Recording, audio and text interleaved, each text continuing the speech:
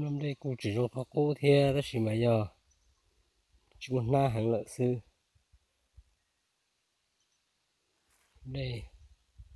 ở trong cô trứng nho họ cô y dạ thì là tên lâu lại chỉ là một lấy cho na lọt chỉ hàng lợi